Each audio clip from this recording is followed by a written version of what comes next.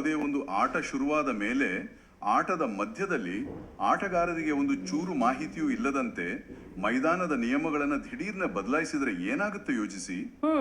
ಅದು ಬರೀ ಗೊಂದಲ ಅಷ್ಟೇ ಅಲ್ಲ, ಒಂದು ರೀತಿಯ ವ್ಯವಸ್ಥಿತ ಮೋಸ ಅಂತಾನೆ ಹೇಳ್ಬಹುದು. ಹೌದು, ಅದೇ ಆಗ್ತಿರೋದು ಇಲ್ಲಿ. ನೂರಾರು ಕಾರ್ಮಿಕರ ನಿವೃತ್ತಿ ವೇತನದ ಅಂದ್ರೆ ಪಿಂಚಣಿಯ ವಿಚಾರದಲ್ಲಿ EPFO ಮಾಡ್ತಿರೋದು ಮತ್ತು ನ್ಯಾಯಾಲಯದಲ್ಲಿ ಸಾಬೀತಾಗ್ತಿರೋದು ಇದನ್ನೇ. ಇಂದಿನ ನಮ್ಮ ಈ ಆಳವಾದ ವಿಶ್ಲೇಷಣೆಗೆ ಸ್ವಾಗತ. ನಮಸ್ಕಾರ. ಇಂದಿನ ಚರ್ಚೆಯ ಕೇಂದ್ರ ಬಿಂದು ಉದ್ಯೋಗಿಗಳ ಭವಿಷ್ಯ ನಿಧಿ ಸಂಸ್ಥೆ ಮತ್ತು ಹೆಚ್ಚಿನ ವೇತನದ ಮೇಲಿನ ಪಿಂಚಣಿಗಾಗಿ ಕಾಯ್ತಿರುವ ಸಾವಿರಾರು ಪಿಂಚಣಿದಾರರ ನಡುವಿನ ಸಂಕೀರ್ಣವಾದ ಕಾನೂನು ಸಮರ. ಹೌದು, ಮತ್ತೆ ನಮ್ಮ ಮುಂದಿರುವ ಮೂಲ ದಾಖಲೆಗಳು ಈ ಆಡಳಿತ ವ್ಯವಸ್ಥೆಯ ಕಾರ್ಯವೈಖರಿ ಹೇಗಿದೆ ಅನ್ನೋದನ್ನ ಸಂಪೂರ್ಣವಾಗಿ ಬಯಲು ಮಾಡುತ್ತವೆ. ಖಂಡಿತ. ನೋಡಿ, ನಮ್ಮ ಹತ್ತಿರ ಆಗಸ್ಟ್ 17, 2026ರಂದು ಕಲ್ಕತ್ತಾ ಹೈಕೋರ್ಟ್ನ ವಿಭಾಗೀಯ ಪೀಠವು ನೀಡಿದ ಒಂದು ಮಹತ್ವದ ಆದೇಶ ಇದೆ. ಅದರ ಜೊತೆಗೆ ವಿನಾಯಿತಿ ಪಡೆದ ಸಂಸ್ಥೆಗಳ ಟ್ರಸ್ಟ್ ನಿಯಮಗಳ ಕುರಿತು EPFO ಮಂಡಿಸಿದ ವಾದವನ್ನ ವಿಶ್ಲೇಷಿಸುವ ಕಾನೂನು ವರದಿಯೂ ಇದೆ. ಅಂದ್ರೆ EPFO ಯಾವ ನಿರ್ದಿಷ್ಟ ಸಿದ್ಧಾಂತವನ್ನ ಬಳಸಿಕೊಂಡು ಕಾರ್ಮಿಕರಿಗೆ ಅವರ ನ್ಯಾಯಸಮ್ಮತ ಪಿಂಚಣಿಯನ್ನ ನಿರಾಕರಿಸಲು ಪ್ರಯತ್ನಿಸುತ್ತಿತ್ತು ಅನ್ನೋದನ್ನ ಈ ದಾಖಲೆಗಳು ಬಿಡಿಸಿಡ್ತವೆ. ಅಂದ್ರೆ ಇಂದಿನ ನ್ಯಾಯಾಲಯದ ತೀರ್ಪು ಆ ಸಿದ್ಧಾಂತಕ್ಕೆ ಹೇಗೆ ಉತ್ತರ ನೀಡಿದೆ ಅನ್ನೋದೇ ಇಂದಿನ ನಮ್ಮ ಮುಖ್ಯ ಉದ್ದೇಶ. ಹೌದು, ಇಲ್ಲಿ ನಾವು ಕೇವಲ ನ್ಯಾಯಾಲಯದ ತೀರ್ಪಿನ ಸಾರಾಂಶ ನೋಡ್ತಿಲ್ಲ, ಬದಲಾಗಿ ದಶಕಗಳಿಂದ ನಡೀತಿರುವ ಆಡಳಿತಾತ್ಮಕ ಮಿತಿ ಮೀರುವಿಕೆ ಮತ್ತೆ ಸಾಮಾನ್ಯ ಉದ್ಯೋಗಿಯೊಬ್ಬನ ನಿವೃತ್ತಿ ಭವಿಷ್ಯವನ್ನ ಕಸಿದುಕೊಳ್ಳಲು ನಡೆದ ವ್ಯವಸ್ಥಿತ ಪ್ರಯತ್ನದ ಚಿತ್ರಣ ಇಲ್ಲಿದೆ. ನೇರವಾಗಿ ಆಗಸ್ಟ್ 17, 2026ನ ಕಲ್ಕತ್ತಾ ಹೈಕೋರ್ಟ್ನ ತೀರ್ಪಿನ ಕಡೆ ಗಮನ ಹರಿಸೋಣ. ಈ ಪ್ರಕರಣ ಬಂದು ಸೆಪ್ಟೆಂಬರ್ 1, 2014ಗಿಂತ ಹಿಂದಿನ ಪಿಂಚಣಿದಾರರ ಸಮಸ್ಯೆ ಬಗ್ಗೆ. ಹೌದು, ನಮ್ಮ ದಾಖಲೆಗಳ ಪ್ರಕಾರ ಕಲ್ಕತ್ತಾ ಹೈಕೋರ್ಟ್ನ ವಿಭಾಗೀಯ ಪೀಠವು ಈ ಹಿಂದೆ ಏಕಸದಸ್ಯ ಪೀಠ ನೀಡಿದ್ದ ತೀರ್ಪಿನಲ್ಲಿ ಯಾವುದೇ ರೀತಿಯ ಮಧ್ಯಪ್ರವೇಶ ಮಾಡಿಲ್ಲ. ಆದರೆ ನ್ಯಾಯಾಲಯ ಕೇವಲ ಆದೇಶವನ್ನ ನೀಡಿ ಸುಮ್ಮನಾಗಿಲ್ಲ ಅಲ್ವಾ? ಕೇವಲ 10 ದಿನಗಳ ಒಳಗೆ ಡಿಮ್ಯಾಂಡ್ ಲೆಟರ್ ನೀಡಬೇಕು. ಹೌದು, 10 ದಿನಗಳಲ್ಲಿ. ಮತ್ತೆ ಕೇವಲ 4 ವಾರಗಳ ಒಳಗೆ ಹೆಚ್ಚಿನ ವೇತನದ ಮೇಲಿನ ಪಿಂಚಣಿ ಹಾಗೂ ಬಾಕಿ ಮೊತ್ತವನ್ನ ಪಾವತಿಸಬೇಕು ಅಂತ ಕಟ್ಟುನಿಟ್ಟಿನ ಆದೇಶಿಸಿದೆ. ಇದು ಬಹಳ ಮುಖ್ಯವಾದ ಬೆಳವಣಿಗೆ. ಸರ್ಕಾರಿ ಸಂಸ್ಥೆಗಳಿಗೆ ಇಷ್ಟು ಕಠಿಣ ಗಡುವು ವಿಧಿಸಿರೋದು ವ್ಯವಸ್ಥೆಯ ವಿಳಂಬ ನೀತಿಯ ವಿರುದ್ಧ ನ್ಯಾಯಾಲಯ ತಾಳ್ಮೆ ಕಳ್ಕೊಳ್ತಿರೋ ಸ್ಪಷ್ಟ ಸಂಕೇತ ಅಲ್ವಾ? ಇದು ಕೇವಲ ಒಂದು ದಿನಾಂಕ ಅಂತ ನನ್ಗೆ ಅನಿಸ್ತಿಲ್ಲ, ಇದೊಂದು ಎಚ್ಚರಿಕೆ. ಖಂಡಿತವಾಗಿಯೂ. ನೋಡಿ, ಸರ್ಕಾರಿ ಕಚೇರಿಗಳ ಕಾರ್ಯವೈಖರಿಯನ್ನ ಬಲ್ಲವರಿಗೆ ಈ 10 ದಿನಗಳಲ್ಲಿ ಡಿಮ್ಯಾಂಡ್ ಲೆಟರ್ ಎನ್ನುವುದು ಒಂದು ಆಡಳಿತಾತ್ಮಕ ಭೂಕಂಪವಿದ್ದಂತೆ. ಓ, ಅಷ್ಟೊಂದು ದೊಡ್ಡ ವಿಷಯನಾ ಅದು? ಹೌದು, ಯಾಕಂದ್ರೆ ಡಿಮ್ಯಾಂಡ್ ಲೆಟರ್ ಅಂದ್ರೆ ಒಬ್ಬ ಪಿಂಚಣಿದಾರನಿಗೆ ಈವರೆಗೂ ನೀಡಬೇಕಾದ ಹಣ ಎಷ್ಟು, ಆತ ಮರಳಿ ಪಾವತಿಸಬೇಕಾದ ಮೊತ್ತವೆಷ್ಟು ಅನ್ನೋದರ ಸಂಪೂರ್ಣ ಲೆಕ್ಕಾಚಾರದ ಅಧಿಕೃತ ಪತ್ರ ಅದು. EPFO ನಂತಹ ಬೃಹತ್ ಸಂಸ್ಥೆಯಲ್ಲಿ ಒಂದು ಸಾಮಾನ್ಯ ಫೈಲ್ ಒಂದು ಟೇಬಲ್ನಿಂದ ಇನ್ನೊಂದು ಟೇಬಲ್ಗೆ ಹೋಗಲು ತಿಂಗಳುಗಳೇ ಬೇಕಾಗ್ತವೆ. ಹೌದು, ನಮಗೆಲ್ಲ ಗೊತ್ತಿರೋ ವಿಷಯನೇ ಅದು. ಹಾಗಾಗಿ ಈ 10 ದಿನಗಳ ಗಡುವು ಕೇವಲ ಪ್ರಕ್ರಿಯೆಯನ್ನ ವೇಗಗೊಳಿಸುವ ಸೂಚನೆಯಲ್ಲ, ಸುನಿಲ್ ಕುಮಾರ್ ಬಿ ತೀರ್ಪಿನ ಪ್ಯಾರಾಗಳಿಗೆ ಸಿಕ್ಕಿರುವ ಹೊಸ ವಿವರಣೆಯ ಮೂಲಕ ನ್ಯಾಯಾಲಯ ಒಂದು ಸ್ಪಷ್ಟ ಸಂದೇಶ ರವಾನಿಸಿದೆ. ಅಂದ್ರೆ ಇದುವರೆಗೂ ಅಸ್ಪಷ್ಟತೆಯ ಹೆಸರಿನಲ್ಲಿ ಹೇಳ್ತಿದ್ದ ನೆಪಗಳಿಗೆ ನ್ಯಾಯಾಲಯ ಹಾಕಿದ ನೇರ ಕಡಿವಾಣ ಅಂತ ಹೇಳ್ಬೋದು. ನಿಖರವಾಗಿ ಕಾನೂನಿನ ಅಸ್ಪಷ್ಟತೆಯ ಹೆಸರಿನಲ್ಲಿ ವರ್ಷಗಟ್ಲೆ ಕಾಯಿಸುವುದು ಆಡಳಿತಾತ್ಮಕ ವ್ಯವಸ್ಥೆಗಳ ಹಳೆಯ ತಂತ್ರ. ಈ ಪ್ರಕರಣದಲ್ಲಿ ಸುಪ್ರೀಂ ಕೋರ್ಟ್ ತನ್ನದೇ ಆದ ವಿಶೇಷ ಸಂವಿಧಾನಿಕ ಅಧಿಕಾರವನ್ನ ಅಂದ್ರೆ ಆರ್ಟಿಕಲ್ 142 ಅನ್ನ ಬಳಸಿ ನಿರ್ದೇಶನಗಳನ್ನ ನೀಡಿತ್ತು. ಕಾನೂನಿನಲ್ಲಿ ಸ್ಪಷ್ಟತೆ ಇಲ್ಲದಿದ್ದಾಗ ಸಂಪೂರ್ಣ ನ್ಯಾಯ ಒದಗಿಸಲು ಬಳಸುವ ಅಧಿಕಾರ ಅದು. ಹೌದು, ಆದ್ರೆ EPFO ಆ ನಿರ್ದೇಶನಗಳನ್ನ ಉದ್ಯೋಗಿಗಳಿಗೆ ಅನುಕೂಲವಾಗುವಂತೆ ಜಾರಿಗೊಳಿಸುವ ಬದಲು ತಮಗೆ ಬೇಕಾದಂತೆ ವ್ಯಾಖ್ಯಾನಿಸಲು ಶುರು ಮಾಡಿತು. ಕಲ್ಕತ್ತಾ ಹೈಕೋರ್ಟ್ ಈಗ ಆ ನಿರ್ದಿಷ್ಟ ಪ್ಯಾರಾಗಳಿಗೆ ಒಂದು ಸ್ಪಷ್ಟ ವಿವರಣೆ ನೀಡಿ ಆ ಪರಿಶೀಲಿಸ್ತಿದ್ದೀವಿ ಅನ್ನೋ ಸಬೂಬುಗಳಿಗೆ ಅಂತ್ಯ ಹಾಡಿದೆ ಅಲ್ವಾ? ಖಂಡಿತ.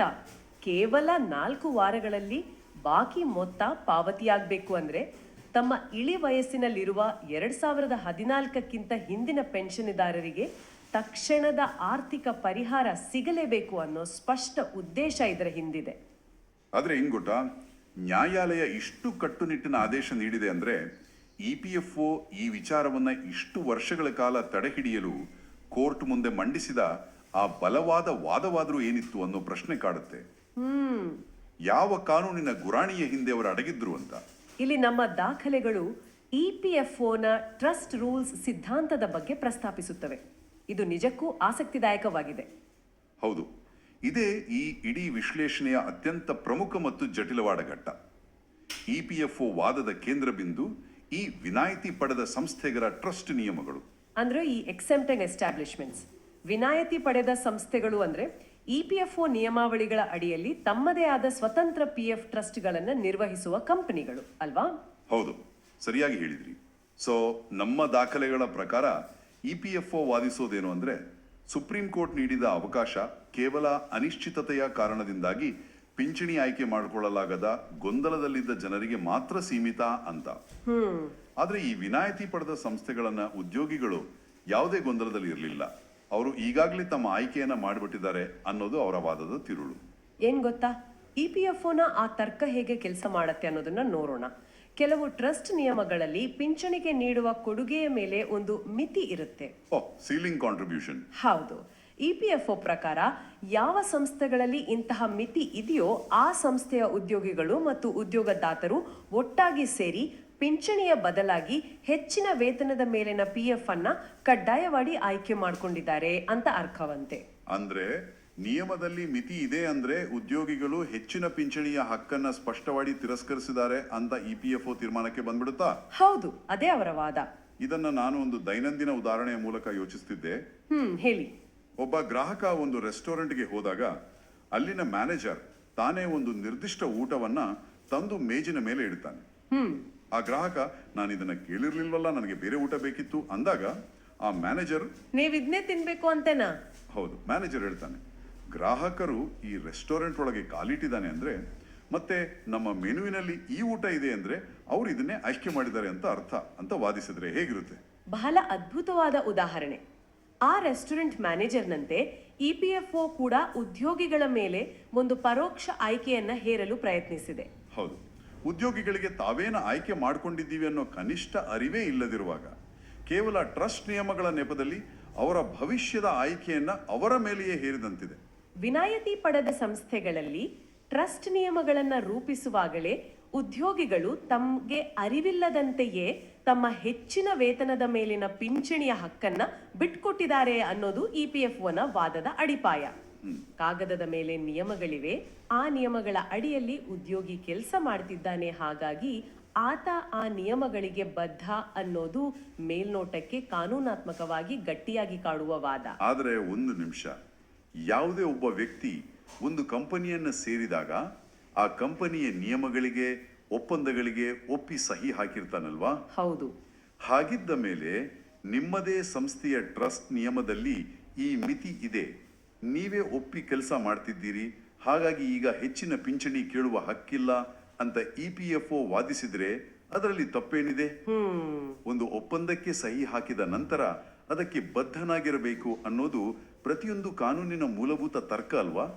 ನ್ಯಾಯಾಲಯ ಈ ವಾದವನ್ನ ಹೇಗೆ ತಳ್ಳಿ ಹಾಕಲು ಸಾಧ್ಯ? ಅಂದ್ರೆ ಕಾನೂನಿನ ದೃಷ್ಟಿಯಿಂದ ಇದೊಂದು ಅತ್ಯಂತ ಪ್ರಮುಖವಾದ ಪ್ರಶ್ನೆ.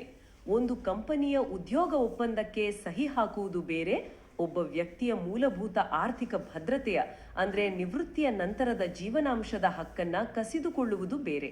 ಓ ಹೌದು, ಅದರಲ್ಲಿ ವ್ಯತ್ಯಾಸ ಇದೆ.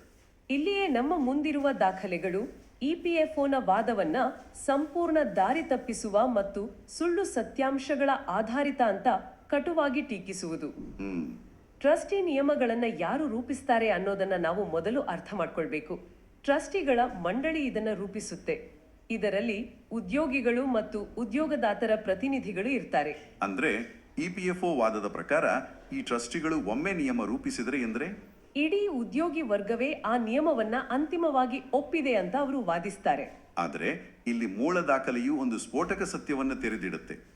ಇಪಿಎಫ್ಒ ಯೋಜನೆ 1952 ಅಂದ್ರೆ ಆ ಸ್ಕೀಮ್ ಮತ್ತು ಸಂಬಂಧಿತ ಟ್ರಸ್ಟಿ ನಿಯಮಗಳ ಅಡಿಯಲ್ಲಿ ಟ್ರಸ್ಟಿಗಳ ಪಾತ್ರ ಮತ್ತು ಜವಾಬ್ದಾರಿಗಳನ್ನ ಬಹಳ ಸ್ಪಷ್ಟವಾಗಿ ಮತ್ತು ನಿರ್ದಿಷ್ಟವಾಗಿ ವ್ಯಾಖ್ಯಾನಿಸಲಾಗಿದೆ. ಹೌದು, ಅವರ ಅಧಿಕಾರದ ಮಿತಿಗಳನ್ನ ಹೇಳಲಾಗಿದೆ. ಆ ವ್ಯಾಖ್ಯಾನದ ಪ್ರಕಾರ ಯಾವುದೇ ಪಿಂಚಣಿದಾರ ಅಥವಾ ಉದ್ಯೋಗಿಯ ಪರವಾಗಿ ಹೆಚ್ಚಿನ ವೇತನದ ಮೇಲಿನ ಪಿಎಫ್ ಮತ್ತು ಹೆಚ್ಚಿನ ವೇತನದ ಮೇಲಿನ ಪಿಂಚಣಿ ಇವೆರಡರ ನಡುವೆ ಆಯ್ಕೆ ಮಾಡುವ ಅಂತಿಮ ನಿರ್ಧಾರ ತೆಗೆದುಕೊಳ್ಳುವ ಅಧಿಕಾರ ಆ ಟ್ರಸ್ಟಿಗಳಿಗೆ ಇಲ್ಲವೇ ಇಲ್ಲ. ಖಂಡಿತ. ಇಪಿಎಫ್ಒ ವಾದದಲ್ಲಿರುವ ಅತಿ ದೊಡ್ಡ ಕಾನೂನು ಬಾಹ್ಯ ಲೋಪವೇ ಇದು. ಟ್ರಸ್ಟಿಗಳು ಉದ್ಯೋಗಿಗಳ ಅಧಿಕೃತ ಪ್ರತಿನಿಧಿಗಳೇ ಇರಬಹುದು, ಆದರೆ ಪ್ರತಿನಿಧಿಗಳು ಎಂದ ತಕ್ಷಣ ಎಲ್ಲವನ್ನೂ ಅವರೇ ನಿರ್ಧರಿಸಲು ಆಗಲ್ಲ. ಹೌದು, ಅದಕ್ಕೂ ಒಂದು ಮಿತಿ ಇರ್ಬೇಕಲ್ವಾ? ಕಾರ್ಮಿಕ ಸಂಘಟನೆಯ ನಾಯಕರು ಅಥವಾ ಟ್ರಸ್ಟಿಗಳು ಸಂಸ್ಥೆಯ ಆಡಳಿತ ಮಂಡಳಿಯ ಜೊತೆ ಕೆಲಸದ ಸಮಯ, ರಜೆಗಳು ಅಥವಾ ಕ್ಯಾಂಟೀನ್ ವ್ಯವಸ್ಥೆಯ ಬಗ್ಗೆ ಒಟ್ಟಾರೆಯಾಗಿ ಗುಂಪಿನ ಪರವಾಗಿ ಚೌಕಾಸಿ ಮಾಡಬಹುದು. ಕರೆಕ್ಟ್, ಅದು ಕಲೆಕ್ಟಿವ್ ಡಿಸಿಷನ್. ಆದರೆ ಅದೇ ಪ್ರತಿನಿಧಿಗಳು ಯಾವುದೇ ಒಬ್ಬ ಉದ್ಯೋಗಿಯ ವೈಯಕ್ತಿಕ ಬ್ಯಾಂಕ್ ಖಾತೆಯಿಂದ ಹಣವನ್ನ ತೆಗೆಯಲು ಅಥವಾ ಹೂಡಿಕೆ ಮಾಡಲು ಆತನ ಪರವಾಗಿ ಒಪ್ಪಿಗೆ ನೀಡಲು ಸಾಧ್ಯವಾ? ಖಂಡಿತ ಇಲ್ಲ. ಅದೇ ರೀತಿ ತನ್ನ ನಿವೃತ್ತಿಯ ನಂತರ ತನಗೆ ಒಟ್ಟಾರೆ PF ಮೊತ್ತ ಒಂದೇ ಬಾರಿಗೆ ಬೇಕೇ ಅಥವಾ ಪ್ರತಿ ತಿಂಗಳು ಹೆಚ್ಚಿನ ಪಿಂಚಣಿ ಬೇಕೇ ಅನ್ನೋದು ಆಯಾ ವೈಯಕ್ತಿಕ ಉದ್ಯೋಗಿಗೆ ಸೇರಿರುವ ಮೂಲಭೂತ ಹಕ್ಕು. ಅಂದ್ರೆ ಟ್ರಸ್ಟಿಗಳ ಅಧಿಕಾರ ಕೇವಲ ಆ ನಿಧಿಯನ್ನ ಆಡಳಿತಾತ್ಮಕವಾಗಿ ನಿರ್ವಹಣೆ ಮಾಡೋದಕ್ಕೆ, ಹೂಡಿಕೆ ಮಾಡೋದಕ್ಕೆ ಮಾತ್ರ ಸೀಮಿತವಾಗಿದೆಯೇ ಹೊರತು ಉದ್ಯೋಗಿಯ ವೈಯಕ್ತಿಕ ಆರ್ಥಿಕ ಭವಿಷ್ಯವನ್ನ ನಿರ್ಧರಿಸೋದಕ್ಕಲ್ಲ. ನಿಖರವಾಗಿ ಹೇಳಿದ್ರಿ. ಒಂದು ಕಟ್ಟಡದ ನಿರ್ವಹಣಾ ಸಮಿತಿಯು ಆ ಕಟ್ಟಡದ ಬಣ್ಣ ಯಾವುದಿರಬೇಕು ಅಂತ ನಿರ್ಧರಿಸಬಹುದೇ ಹೊರತು ಆ ಕಟ್ಟಡದಲ್ಲಿರುವ ಒಬ್ಬ ನಿವಾಸಿಯ ಮನೆಯನ್ನ ಮಾರಾಟ ಮಾಡುವ ಹಕ್ಕನ್ನ ಹೊಂದಿರುವುದಿಲ್ಲ. ಹೌದು, ಎಕ್ಸಾಕ್ಟ್ ಆಗಿ. EPF ಕಾಯ್ದೆಯ ಪ್ರಕಾರ ಟ್ರಸ್ಟಿಗಳ ಅಧಿಕಾರದ ಪರಿಧಿ ಸ್ಪಷ್ಟವಾಗಿದೆ. ಒಬ್ಬ ಉದ್ಯೋಗಿ ತನ್ನ ವೇತನದ ಯಾವ ಭಾಗವನ್ನ ಪಿಂಚಣಿಗೆ ಮೀಸಲಿಡಬೇಕು ಅಂತ ನಿರ್ಧರಿಸುವ ಅಧಿಕಾರ ಆತನಿಗೆ ಮಾತ್ರ ಇರುತ್ತೆ. ಆದ್ರೆ EPFO ಮತ್ತು ಕೆಲವು ಸಂಸ್ಥೆಗಳು ಟ್ರಸ್ಟ್ ನಿಯಮಗಳ ನೆಪವೊಡ್ಡಿ ಉದ್ಯೋಗಿಗಳಿಗೆ ಕಾನೂನುಬದ್ಧವಾಗಿ ಸಿಗಬೇಕಾದ ಈ ವೈಯಕ್ತಿಕ ಆಯ್ಕೆಯ ಹಕ್ಕನ್ನ ಮೊಟಕುಗೊಳಿಸಲು ಯತ್ನಿಸಿದ್ವು. ಟ್ರಸ್ಟಿಗಳಿಗೆ ಕಾನೂನಿನಲ್ಲಿ ಇಲ್ಲದಿರುವ ಅಧಿಕಾರವನ್ನ ಅವರು ಚಲಾಯಿಸಿದ್ದಾರೆ ಅಂತ ಭಾವಿಸಿ ಉದ್ಯೋಗಿಗಳು ಹೆಚ್ಚಿನ ಪಿಂಚಣಿಯ ಹಕ್ಕನ್ನ ಕಳೆದುಕೊಂಡಿದ್ದಾರೆ ಅನ್ನೋ ತೀರ್ಮಾನಕ್ಕೆ EPFO ಬರೋದು ಕಾನೂನಿನ ಸ್ಪಷ್ಟ ಉಲ್ಲಂಘನೆ. ಇದೊಂದು ದೊಡ್ಡ ಮಟ್ಟದ ಆಡಳಿತಾತ್ಮಕ ಮಿತಿಮೀರುವಿಕೆ. EPFO ತಾನು ರಚಿಸಿದ ಈ ಟ್ರಸ್ಟ್ ರೂಲ್ಸ್ ಸಿದ್ಧಾಂತವನ್ನ ಕೋರ್ಟ್ಗಳ ಮುಂದೆ ಸತ್ಯ ಅನ್ನೋ ರೀತಿ ಬಿಂಬಿಸಲು ಹೊರಟಿತ್ತು. ಹೌದು, ನಿಯಮಗಳನ್ನ ತಮಗೆ ಬೇಕಾದಂತೆ ಬಗ್ಗಿಸಿ ಅದನ್ನೇ ಕಾನೂನು ಅಂತ ನಂಬಿಸುವ ಪ್ರಯತ್ನ ಇದಾಗಿತ್ತು. ಇಂದಿನ ಕಲ್ಕತ್ತಾ ಹೈಕೋರ್ಟ್ನ ತೀರ್ಪು ಮತ್ತು ಈ ದಾಖಲೆಗಳ ವಿಶ್ಲೇಷಣೆ ಆ ವಾದವನ್ನ ನಿರ್ದಾಕ್ಷಿಣ್ಯವಾಗಿ ತಳ್ಳಿ ಹಾಕಿದೆ. ನೋಡಿ, ಈ ನಿರ್ಧಾರದ ಮಹತ್ವವನ್ನ ಅರ್ಥ ಮಾಡಿಕೊಳ್ಳಲು ನಾವು ಈ ಇಡೀ ಪ್ರಕ್ರಿಯೆಯ ಹಿನ್ನೆಲೆಯನ್ನ ನೋಡಬೇಕು. EPFOನಂತಹ ಬೃಹತ್ ಸಂಸ್ಥೆಗಳು ಕಾನೂನಿನ ಸಂಕೀರ್ಣತೆಯನ್ನ ತಮ್ಮ ಪರವಾಗಿ ಬಳಸ್ಕೊಳ್ತವೆ. ಸಾಮಾನ್ಯ ಉದ್ಯೋಗಿಗೆ ಅದೆಲ್ಲ ಎಲ್ಲಿ ಗೊತ್ತಿರುತ್ತೆ? ಅದೇ ನೋಡಿ, ಒಬ್ಬ ಸಾಮಾನ್ಯ ಉದ್ಯೋಗಿಗೆ 1952ರ ಕಾಯ್ದೆಯಲ್ಲಿ ಏನಿದೆ, ತನ್ನ ಟ್ರಸ್ಟ್ ನಿಯಮಗಳಲ್ಲಿ ಯಾವ ಮಿತಿ ಇದೆ, ಆ ಮಿತಿ ಕಾನೂನುಬದ್ಧವೇ ಅಲ್ಲವೇ ಅನ್ನೋದು ತಿಳಿದಿರೋದಿಲ್ಲ. ಆ ಅಜ್ಞಾನವನ್ನೇ ಬಂಡವಾಳವಾಗಿಸಿಕೊಂಡು ಆಡಳಿತ ವ್ಯವಸ್ಥೆಗಳು ಇಂತಹ ಸಿದ್ಧಾಂತಗಳನ್ನು ಹುಟ್ಟು ಹಾಕ್ತವೆ. ಖಂಡಿತ. ಕಲ್ಕತ್ತಾ ಹೈಕೋರ್ಟ್ನ ತೀರ್ಪು ಈ ಸಿದ್ಧಾಂತದ ಅಡಿಪಾಯವನ್ನೇ ಕಳಚಿದೆ. ಟ್ರಸ್ಟಿಗಳ ಅಧಿಕಾರದ ಮಿತಿಯನ್ನು ಸ್ಪಷ್ಟಪಡಿಸುವ ಮೂಲಕ ಉದ್ಯೋಗಿಯ ಮೂಲಭೂತ ಹಕ್ಕನ್ನ ಎತ್ತಿ ಹಿಡಿದಿದೆ. ಈ ಇಡೀ ಪ್ರಕ್ರಿಯೆಯನ್ನ ಗಮನಿಸಿದಾಗ ಆಗಸ್ಟ್ 17, 2026ರ ಕಲ್ಕತ್ತಾ ಹೈಕೋರ್ಟ್ನ ತೀರ್ಪು ಕೇವಲ ಕೆಲವೇ ಕೆಲವು 2014ಕ್ಕಿಂತ ಇಂದಿನ ಪಿಂಚಣಿದಾರರಿಗೆ ಆರ್ಥಿಕ ಪರಿಹಾರ ಒದಗಿಸುವ ಆದೇಶವಷ್ಟೇ ಅಲ್ಲ ಅನ್ನೋದು ಸ್ಪಷ್ಟವಾಗುತ್ತೆ. ಹೌದು, ಇದು ಆಡಳಿತಾತ್ಮಕ ನಿಯಮಗಳ ತಪ್ಪು ವ್ಯಾಖ್ಯಾನದ ಮೂಲಕ ದಶಕಗಳ ಕಾಲ ಉದ್ಯೋಗಿಗಳ ನ್ಯಾಯಸಮ್ಮತ ಹಕ್ಕನ್ನ ನಿರಾಕರಿಸುತ್ತಿದ್ದ ಬೃಹತ್ ವ್ಯವಸ್ಥೆಯ ವಿರುದ್ಧದ ಮಹತ್ವದ ಗೆಲುವು. ಇದು ಕೇವಲ ಹಣದ ಪ್ರಶ್ನೆ ಅಲ್ಲ, ಇದು ಆಡಳಿತ ಯಂತ್ರದ ಹೊಣೆಗಾರಿಕೆಯ ಪ್ರಶ್ನೆ. ನಿಜ. ಕಾನೂನು ಅಂತಿಮವಾಗಿ ವ್ಯಕ್ತಿಯ ಹಕ್ಕುಗಳನ್ನು ರಕ್ಷಿಸುತ್ತೆ ಅನ್ನೋ ಭರವಸೆ ಎಲ್ಲಿದೆ. ಆದರೆ ಆ ಹಕ್ಕುಗಳನ್ನು ಪಡೆಯಲು, ವಿಶೇಷವಾಗಿ ನಿವೃತ್ತಿಯ ನಂತರದ ಆರ್ಥಿಕ ಭದ್ರತೆಯನ್ನ ಖಚಿತಪಡಿಸಿಕೊಳ್ಳಲು ಸಾಮಾನ್ಯ ಕಾರ್ಮಿಕರು ಇಂತಹ ಸುದೀರ್ಘ ಕಾನೂನು ಹೋರಾಟಗಳನ್ನು ಮಾಡಬೇಕಾಗಿ ಬಂದಿರೋದು ಮಾತ್ರ ಆಡಳಿತ ವ್ಯವಸ್ಥೆಯ ಕಾರ್ಯವೈಖರಿಯ ಬಗ್ಗೆ ಗಂಭೀರ ಪ್ರಶ್ನೆಗಳನ್ನು ಹುಟ್ಟು ಹಾಕತ್ತೆ. ಕಲ್ಕತ್ತಾ ಹೈಕೋರ್ಟ್ನ ಆ 10 ದಿನಗಳ ಡಿಮ್ಯಾಂಡ್ ಲೆಟರ್ ಗಡುವು ಇಡೀ ದೇಶದ EPFO ವ್ಯವಸ್ಥೆಗೆ ಕೇವಲ ಒಂದು ಎಚ್ಚರಿಕೆ ಅಲ್ಲ, ಅದು ಅವರ ಪ್ರಜಾಸತ್ತಾತ್ಮಕ ಮತ್ತು ಕಾನೂನಾತ್ಮಕ ಹೊಣೆಗಾರಿಕೆಯನ್ನ ನೆನಪಿಸುವ ಕಟ್ಟುನಿಟ್ಟಿನ ಕ್ರಮ. ಈ ಆಳವಾದ ವಿಶ್ಲೇಷಣೆಯ ಕೊನೆಯಲ್ಲಿ ನಮ್ಮೆಲ್ಲ ಕಾಡುವ ಒಂದು ಪ್ರಬಲವಾದ ಆಲೋಚನೆ ಇದೆ. ಏನದು? ಒಮ್ಮೆ ಯೋಚಿಸಿ ನೋಡಿ. ಒಂದು ಆಡಳಿತಾತ್ಮಕ ವ್ಯವಸ್ಥೆಯು ತನ್ನದೇ ಆದ ಮೂಲಭೂತ ನಿಯಮಗಳನ್ನ, ಅಂದ್ರೆ ಟ್ರಸ್ಟಿಗಳ ಅಧಿಕಾರದ ಮಿತಿಗಳನ್ನ ತನಗೆ ಬೇಕಾದಂತೆ ತಪ್ಪಾಗಿ ವ್ಯಾಖ್ಯಾನಿಸಿಕೊಂಡು ಇಷ್ಟು ವರ್ಷಗಳ ಕಾಲ ಸಾವಿರಾರು ಜನರ ನಿವೃತ್ತಿ ಭವಿಷ್ಯವನ್ನ ಮತ್ತು ಆರ್ಥಿಕ ಸ್ವಾತಂತ್ರ್ಯವನ್ನ ನಿಯಂತ್ರಿಸಲು ಸಾಧ್ಯವಾಯಿತು ಅಂದ್ರೆ, ಹೌದು, ಇದು ನಿಜಕ್ಕೂ ಭಯ ಹುಟ್ಟಿಸುವ ವಿಚಾರ. ಖಂಡಿತ. ನಮ್ಮೆಲ್ಲರ ದೈನಂದಿನ ಆರ್ಥಿಕ ಭದ್ರತೆಯನ್ನ ನಿರ್ಧರಿಸುವ ಬೇರೆ ಇನ್ನೆಷ್ಟು ನಿಯಮಗಳನ್ನ, ಕಾಯ್ದೆಗಳನ್ನ ಹೀಗೆಯೇ ತೆರೆಮರೆಯಲ್ಲಿ ನಮಗೆ ಅರಿವಿಲ್ಲದಂತೆಯೇ ತಪ್ಪಾಗಿ ವ್ಯಾಖ್ಯಾನಿಸಲಾಗ್ತಿದೆಯೋ? ಆ ಕಾಗದದ ಕಂತೆಗಳ ಮತ್ತು ದಪ್ಪ ದಪ್ಪ ಕಡತಗಳ ನಡುವೆ ನಮ್ಮ ಗಮನಕ್ಕೆ ಬಾರದಂತೆ ಇನ್ನೆಷ್ಟು ಹಕ್ಕುಗಳು ಮೊಟಕುಗೊಂಡಿವೆಯೋ? ಈ ಆಳವಾದ ವಿಶ್ಲೇಷಣೆಯನ್ನ ಇಲ್ಲಿಗೆ ಮುಕ್ತಾಯಗೊಳಿಸ್ತಿದ್ದೀವಿ. ಆದರೆ ವ್ಯವಸ್ಥೆಯನ್ನ ಪ್ರಶ್ನಿಸುವ ಮತ್ತು ಈ ಪ್ರಮುಖವಾದ ಪ್ರಶ್ನೆಗೆ ಉತ್ತರ ಹುಡುಕುವ ಜವಾಬ್ದಾರಿ ನಮ್ಮೆಲ್ಲರ ಮೇಲಿದೆ.